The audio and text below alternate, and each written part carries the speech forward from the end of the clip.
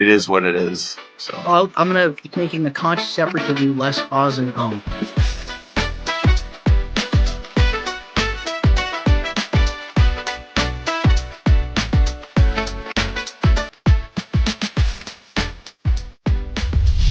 All right, everyone, welcome. We are doing an episode of the Ancient Coin Hour today, but Josh, who is our favorite Grammy-winning opera singer, is very, very busy performing two operas, I believe, right now. And so I figured I did not want to fall off the map completely, and I have had a fantastic guest host previously, Leo from Handheld History.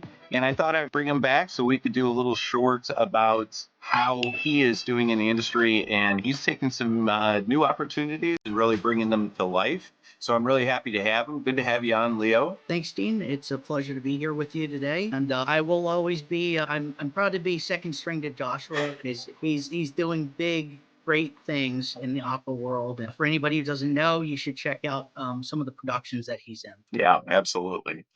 So I'm glad to have you on here, Leo. And just as a refresher, tell us a little bit about what you do and your business. So I was a collector of Roman coins off and on for a little over 20 years. I started as kid. I was a tween. I saw Gladiator, loved it, bugged my mom for ancient anything connected to Rome. I didn't even know it was possible. She blew my mind one day with an ancient coin. Who knows where she got it from? I don't know. It's probably some company that overcharged her, but everyone knows you never forget your first ancient coin, those of us in this community, and I hold it dear. It is a Cull Valens. You can barely see anything on it, but it's very special to me. And from there, I was off to the races. I learned Latin in college prep, used it while I was homeschooled, and I wanted to give it meaning. So I just kept collecting off and on. I dabbled in world coin collecting.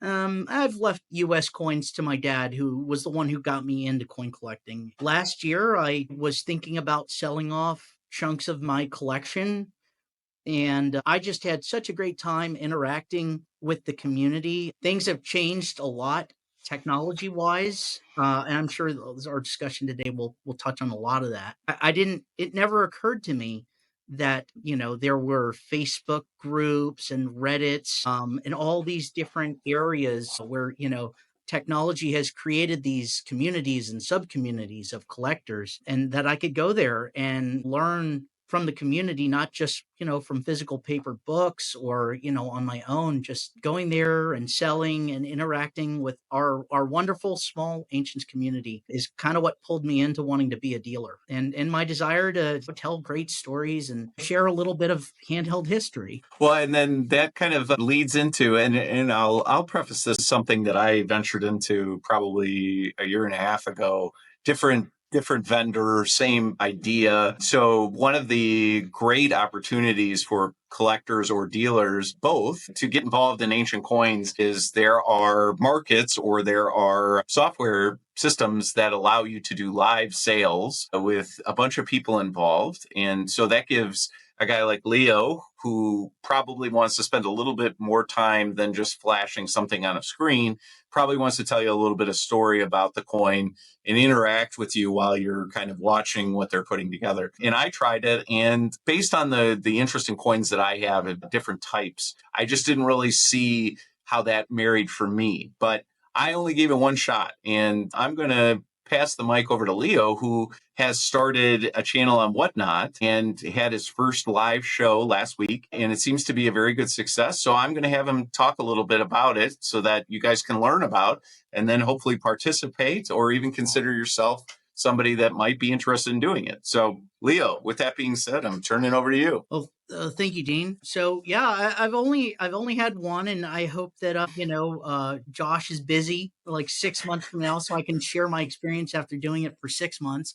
But I had thought about doing Whatnot since ANA. Where I had kind of heard about it. They had a table there, the app, and for those who don't know, Whatnot is an app-based auction, live stream auction um, company that has a relatively clean app that's not too buggy.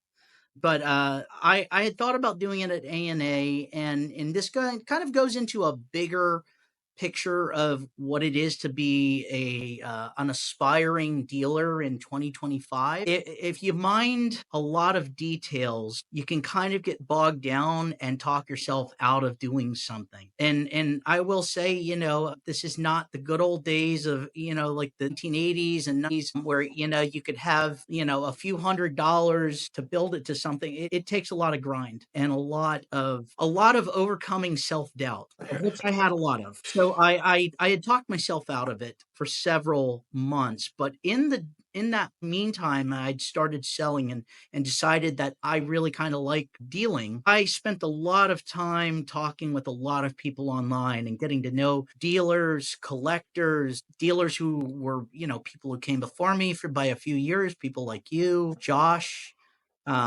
dealers who have been in this for decades, Nick Economopoulos, Fred Shore, and Perry Siegel, of course, and a few, many others, and just start by building relationships. If you don't have money, but you've got time, just build the relationships first, and then I started my business off with an agreement with my wife, which was I can't dip into family finances. So she said, I don't care what you do to start your business, sell off your Imperial collection, plasma, whatever you have to do, and you can do it that way. And I said, fine, deal. So I started selling coins and donating plasma last year. I really started from almost nothing. And I had like a little $1,000 nest egg, nothing crazy. And it really turned into something big just by building relationships and genuinely talking with people on mainly Facebook, but other venues too. I realized really early on, you got to go where the people are hungry for this stuff. Reddit, like Discord servers, Facebook, Instagram. I'm not very strong on Instagram, admittedly, but these places on social media where people kind of gather in today's world, that is how technology has affected things. They're going into social media because it's multifaceted. They're going there for, human connection as best one can get in 2025. A lot of the younger generation is not going to dedicated websites necessarily for these coins, which is what I learned early on, trying my hand at V coins for a bit. And I think that that's another thing. So this is a long meandering story. I That's all apologize. right. Edit it out if you need to, but I realized another thing about being a dealer in their first year, and I'm sure it doesn't change for you. You've been doing this about 8 years now. Be forgiving. You don't have to keep going down a path. You can hit the reverse and back up and say, oh, well, this wasn't quite right. And you can kind of pick up on some of the things that tell you it's not quite right. And I was really excited about V coins. I really, I thought I had made it. And I'm very thankful to the dealers that recommended me. They know who they are. But, I realized that V coins is perfect if you're a full-time dealer. And due to the architecture of V coins, I just didn't have the time to research the coins and source the coins and attribute the coins and label them and photograph them and do everything that I wanted to do and then have to put them on this website. It was just a little too much for my bandwidth because I have a full-time job Sure. in public service that I realized, well, I did not comprehend the amount of time commitment. So I'm going to back up, take a breath, give myself some grace. It's okay. I made a mistake. It didn't really cost me much money and it's fine. Yeah. So I say in this story, give yourself grace if Yeah. you get into this.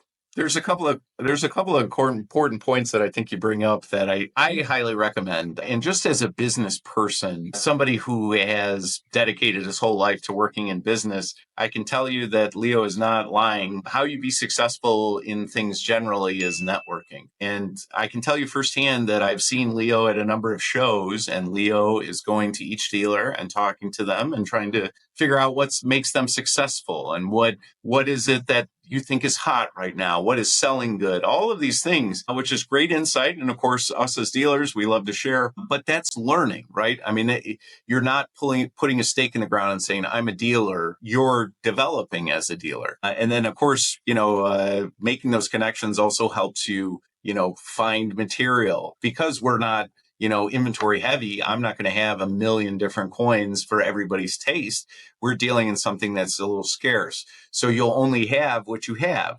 But this marketplace is more of a network of people to connect to, right? So you might not have something, but Shanna Schmidt does, or you might not have something CNG does. And those are kind of how the network works, right? And so that's extremely valuable. And then of course your second statement about making or changing direction, course correcting. I can tell you that as somebody who always tries something, that's really a way to do it. But you got to do temperature checks and you got to see how you feel about something. Usually your gut is pretty accurate about how, if something doesn't feel or smell right, you kind of get an impression, and I would always kind of lean into that and try to make sure that you feel good about what you're doing, because you can take risks, and you can take cheap risks that don't cost much, or you can take really expensive ones and file Chapter 7 or Chapter 11.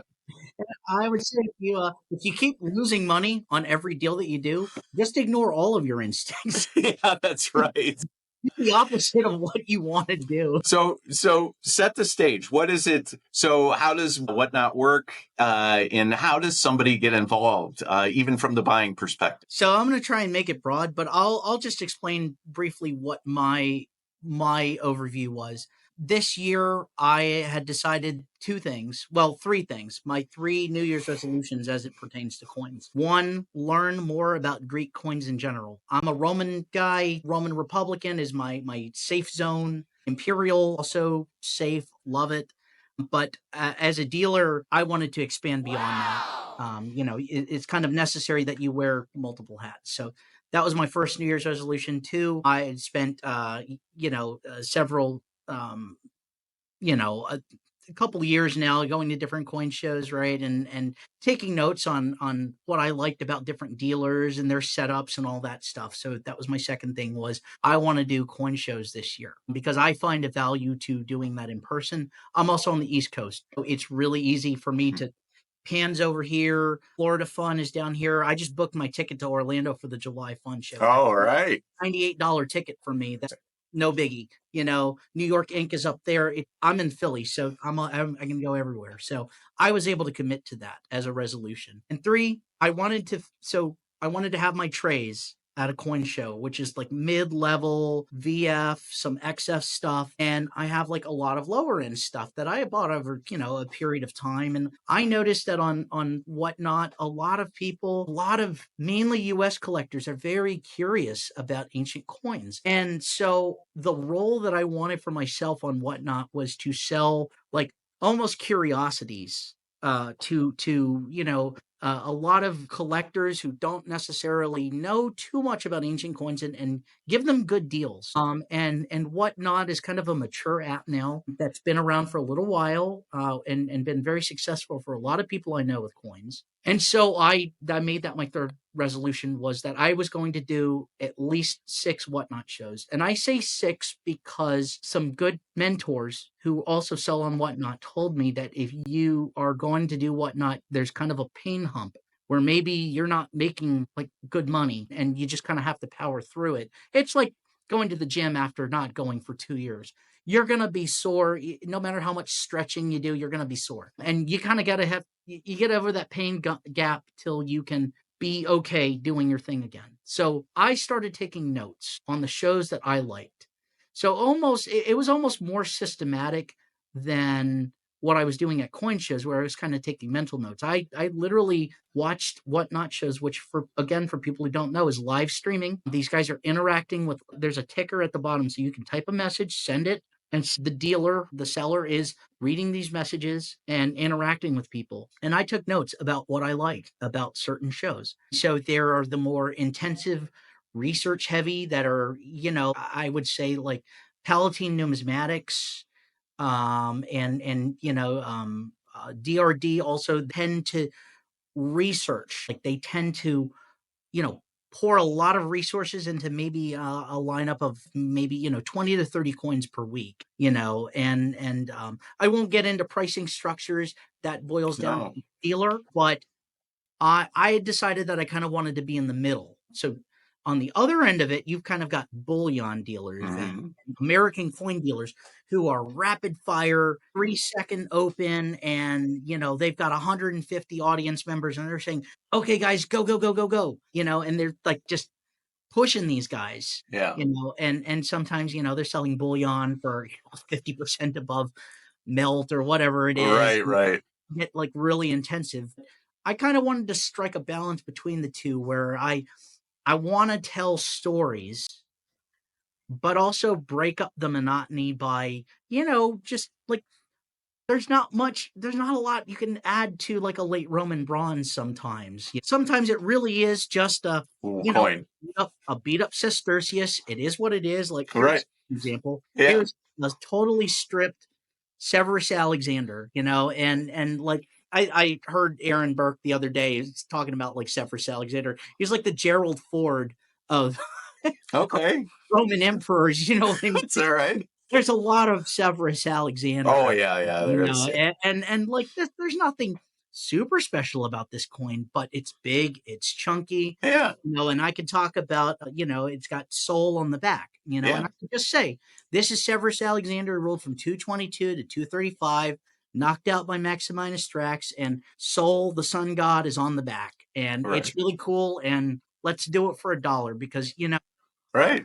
and yeah, so that is what I wanted to do, was break it up. And there's a portion of it where I'm still trying to workshop it, where I might even bring on a guest numismatic dealer who deals in world coins from Mhm. the 14th through the 15th through the 19th century.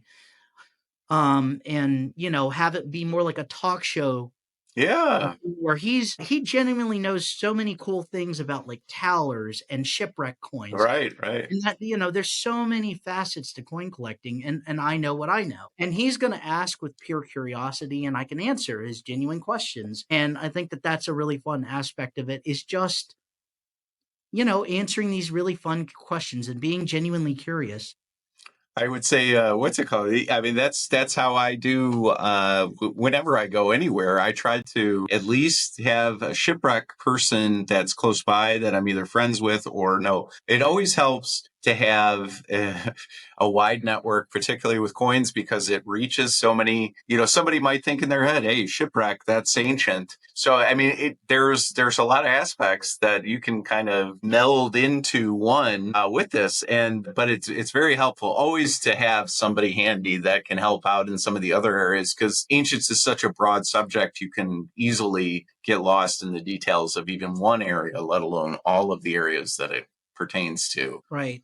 Yeah, definitely. Like one thing I had kind of concluded, and I think that this happens whatever at a certain point with any dealer, is that, sometimes you're going to lose money on a coin, and I think that like if you can just, my advice to a new dealer is accept that you'll lose money on a certain coin every now and then. Well, yeah, I think what people have to understand is that there's going to be a transition between collecting and selling, right? And so as a collector, you're buying what you like, not what the market likes. So some of your inventory that you collected, you may have overpaid for because you wanted it, or you may have liked it because of this reason, but maybe the market doesn't have an interest in that. So there's a lot of reasons why that you may take an L on some coins. Some coins you may just break even on for cash. Right. That's a lot of times, especially on the heavier ones, the more expensive coins, you can either make really great margin or you can pass it to the next guy and hope they make really great margin. But in the meantime, you can take your cash and spend it elsewhere on something that you hope sells quicker and for a higher margin. So that's how I look at it. And that's really smart, Leo. Like that's a good piece of advice. People don't be afraid to, I don't want to say take big L's, but don't be afraid to try something. There are certain coins that automatically resonate with people, and there are others, like let's say Byzantine gold, or even anything Byzantine. Really, you kind of have to work up a story. You have to connect it to people. It's not as easy as Julius Caesar, and so it's harder to discuss. But there is magic there, and you can make it work. I mean, that's why I love this so much, is even in areas that people don't know a lot about, if you feed them a little bit, they start to bite, and that's That's what we want. So yeah, definitely great perspective. Do when somebody joins Whatnot, do you have like, is there a marketplace for you that you have coins on for sale at all times, and then you have specials? Please tell me a little bit about more just kind of the regular stuff of Whatnot. So Whatnot is a so far I've been pretty happy with the structure of it. So you have your seller profile and you can upload. So there's the main two methods is buy it now or auction. So you can put it up with the buy it now. And then there's the auction option where you can upload pictures of the coin, and you can do a batch upload too. You can write a CSV file in their format and then link the pictures, and it'll all upload in an afternoon. But theoretically, I got it wrong because I realized what I'd done, but it Oh, was that's too all late. right. I just ran the show anyways. And then what can somebody expect? Okay, so you have the offline. So when they join in the chat room or in the live auction, what can they expect? So they could go straight to my profile and see just the coins that I have for sale.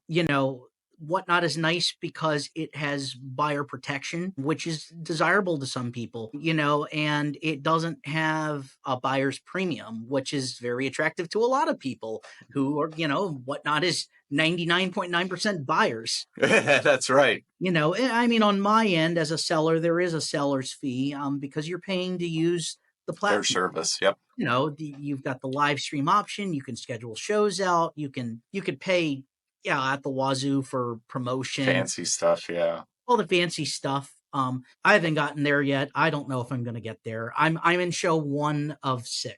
That's all right. But we're here in support. But really, kind of talking about the Whatnot as a platform for collectors to interact with in these live shows. I know I did mine to an audience of 3, and I lasted about an hour of just me talking at people. What did you find?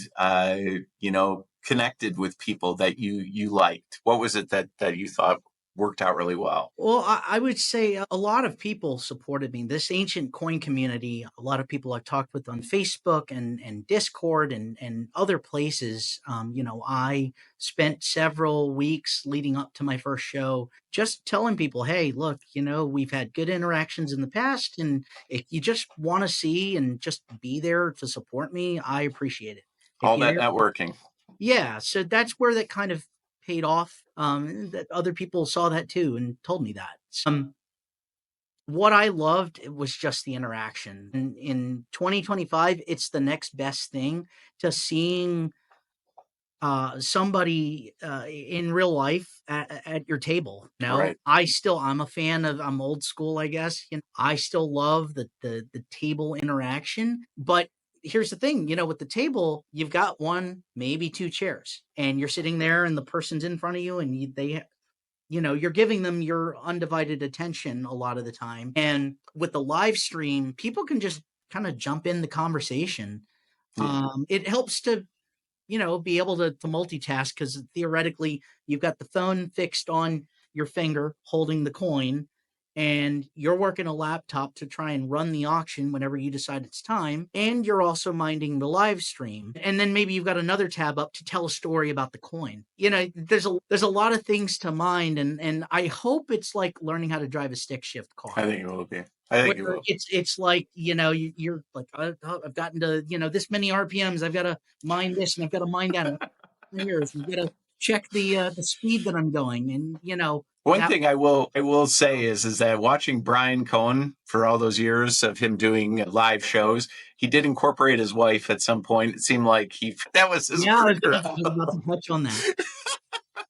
So completely. So again, I had mentioned that I was going to have somebody from King's Arms Numismatics. His name is Jonathan. Great guy. I was going to have him on, but unfortunately had a loss in his family, and so I'm giving him time to get through Sure. the grieving process. And so I was just like, well, it's fine. I had set the show for 4 hours, and I thought, well, with the back and forth, I can do 4 hours. But I was nervous as heck the whole time. My CSV file didn't upload, so I didn't have all of my inventory up. And I thought, well, this is like planning a wedding or any other major one-day event. Something's going to go wrong, and you just got to go with it. Right. That's another business lesson. You can plan all you want, and the ish is still going to hit the fan Yeah. sometimes. And That's right. again, Marcus Aurelius, how you react to it is how you're going to deal with it. That's right. So I just said, we're going to go with it. And my wife was kind of standing there at the kitchen, drinking a beer, looking at me, kind of starting to sweat a little, and her hair's getting a little crazier. And, she kind of came over and she said, get out of the chair real quick. Let me just hold this coin. She's got I kind of got a thing about nails. Yeah. With holding coins. The great thing in our community is that we can hold our coins. The not great thing is not all of us, keep our nails up to snuff. So I have been given a piece of advice, and I will tell you from somebody that is very interested in me having a good website. I have been told no longer to use my bare hands. I have been told to use black gloves. So all my videos now, unless I'm at a show, will have black gloves. I have an excuse. I have a tremor in my right hand that I got from the war or whatever, and I just always have had that. But apparently, unless you're getting manicures every 2 weeks or whatever the regular cadence is for that, it might be a good idea, even though you can touch them on your own. Right. It might be a good idea to wear gloves just to... I'm going to try and incorporate that into my show, because there's certainly going to be times where my wife's not going to be available. On Friday night, she was able to be my Vanna wife, showcase these things, and she admittedly had a feminine touch with her hands, and I wouldn't say they were manicured. I swear, I don't know. I have to go back through the numbers, but I'd say like people were really confused when they heard my voice, but then they saw her hands. Feminine hands, yeah. But it was nice to be able to interact with my wife too, and at the end of the night when we had kind of seen the gross sales, she tossed me a beer and I toasted her, and then after spending 3 hours, we made it to 3 hours of talking about ancient coins and history and changing gears. I watched Legally Blonde because I needed to decompress. That's interesting. Like my mind kind of felt like mush after talking about that much history. It's fun, but you do need to kind of come down from it. So a great performance. Sounds like a number of things that we should all expect whenever we try something new. Is nothing goes to plan, and a lot of times things will go sideways. Like you said, Marcus Aurelius, it's how you react. I've always found that even if you have everything crazy on the inside, if you just appear to be calm, others will be calm around you and you will be successful. Even a smile that usually breaks tension. But yeah, and it's fun. And then when it's over, it's really satisfying. You feel like you did something. Even if it wasn't great, it still feels like you did something worthwhile. And my understanding is that this was very successful for you for a first time go, insofar as that you moved some material and you're ready to do it again, right? Yeah, so it's kind of funny. Yes, I moved some inventory, so I have a lot of low end things. Some collectors, it's not their cup of tea, but I'm literally here. I'm literally playing with 2 coins, right? And this is the duality of my dealer personality, right? I've got Severus Alexander and I've got Demetrius Poliorcetes, right? Is it Say it again? I like it, Poliorcetes. Yeah, I don't know, but like one is ancient Greek silver and the other is a beat up, stripped bronze sestertius, and I love them both. Yeah. Like, the way I tell it to people, I say, buy to the best of your ability, but just remember all these coins existed back then, and, they were used to buy things, and they're all really cool. Yeah. So I had a lot of low-end inventory, and I broke it up with my show. That was one thing, is I had a range. I was thankful. I had biblical Judean coins, I had Sasanian. I didn't run any Sasanian troops, but I had like Islamic coins. I had Crusader stuff. I had Roman, Greek, Roman Republican, Roman Imperial, and I even ran a couple of meteorites. That's one of the things I love about my name. My wife gave me my name. I love it.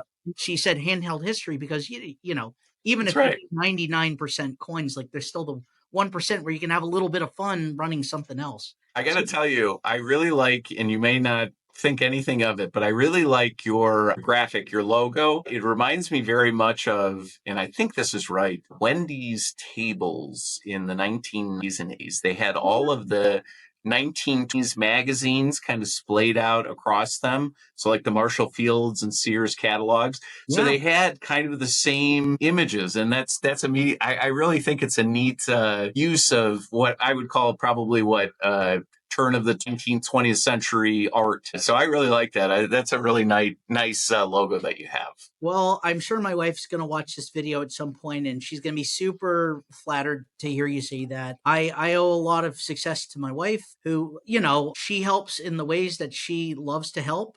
She cares about like graphics and aesthetics, and she'll always give me feedback on like the setup of like my tabling, like at a coin show. She'll say like, oh, it's too cluttered, or, like, let's put up little pop-up tents, Yeah. in certain sections. But, otherwise she leaves a lot of the driving to me, and I kind of tell her my experience, and then she'll give me constructive feedback. Sometimes she's brutal, Yeah.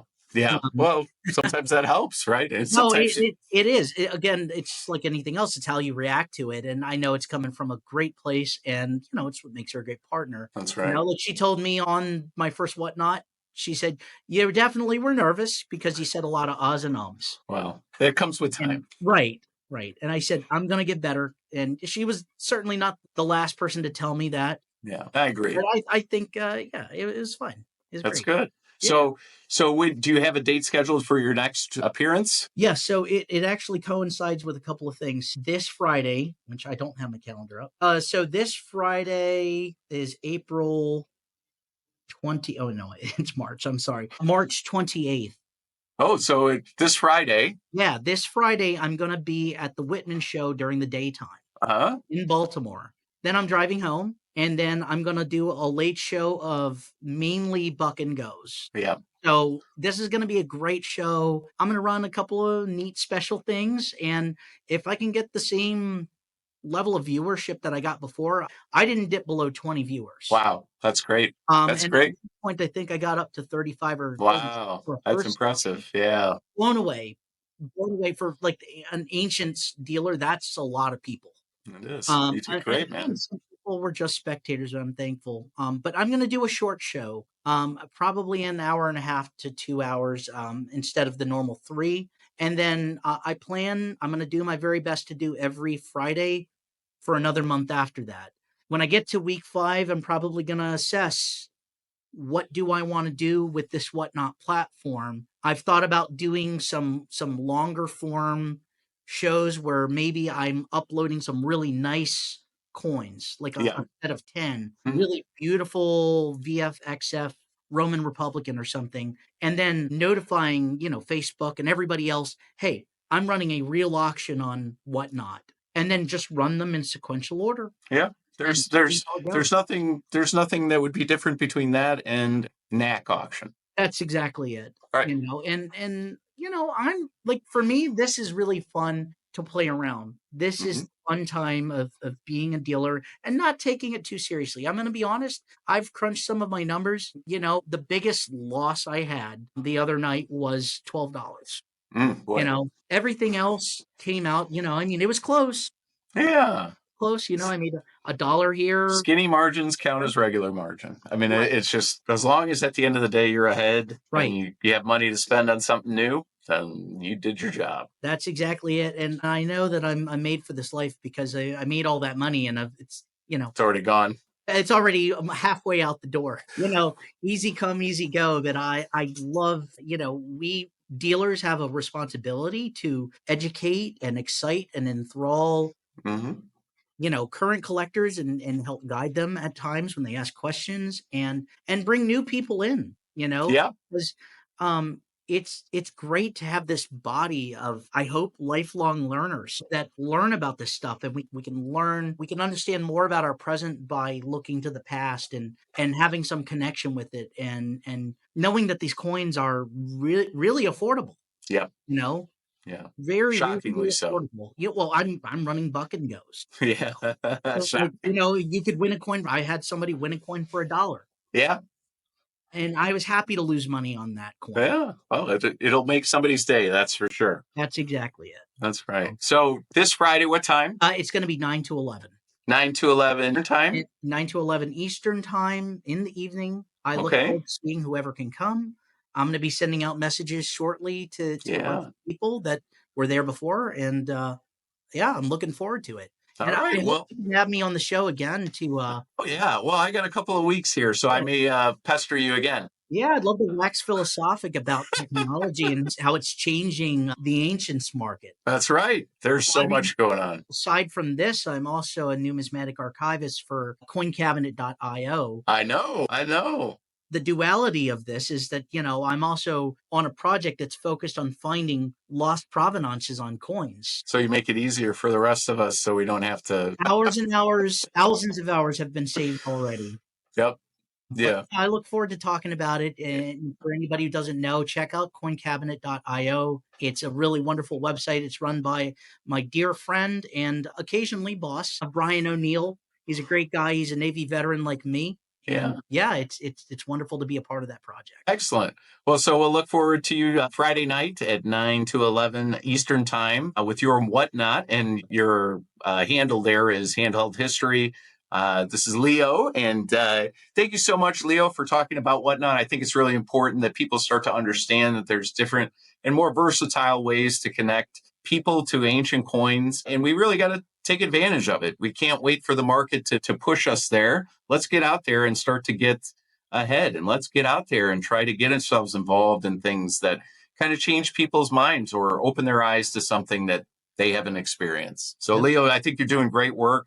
We're 100% supporting. I will intend on being there Friday night to watch. And I definitely want to hear what you get from the Whitman show because, or what's available, because I will be drooling from Springfield, Missouri. Well, Dean, that means a lot to me. I just got to say, for those who don't know, Dean was one of my YouTube mentors who kind of brought me back into the fold, after years of dormancy. And, he launched a series on how to open your business and how to be a dealer. And again, I'm recycling sage advice that he gave me and sharing my own personal experience with it now. So again, there's nothing new under the sun. And I've learned from the people who've come before me. And, I just want to thank you, Dean, for your kind support. Yeah. And Well, we welcoming me. we love having you, Leo, and thank you so much. We'll talk again soon, and let's try to do something next week, okay? Oh, yeah, sounds great. All right. Enjoy the show, and we'll talk to you soon.